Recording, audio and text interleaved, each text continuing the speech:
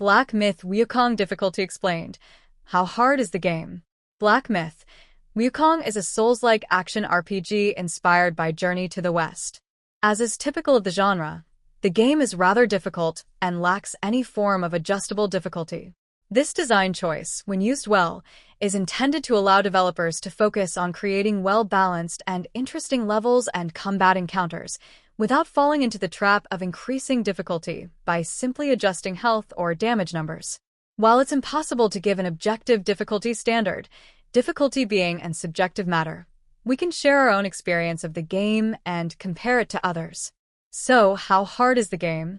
Black Myth Wukong features high-risk/high-reward combat that encourages precise dodging and well-timed counterattacks, with a combo system that encourages you to adjust your attack patterns based on the current situation.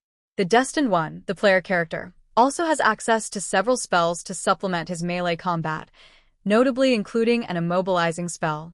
This spell briefly freezes a target in place and works on almost all enemies, including bosses, allowing players to easily create a window to use their Healing Gourd as needed.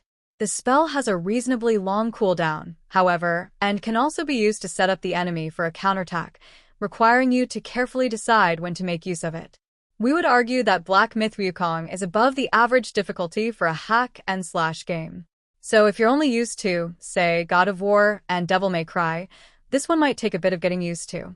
It'll be all the more rewarding when you beat the tough bosses, but you'll need patience. Does Black Myth Wukong have different difficulty options? If you're stuck on a boss, you might be wondering if there's an option to take the load off and lower the difficulty. If this is the case, we regret to tell you that there are no difficulty settings in Black Myth Wukong. Just take a deep breath and try again, as is the way with every Souls-like.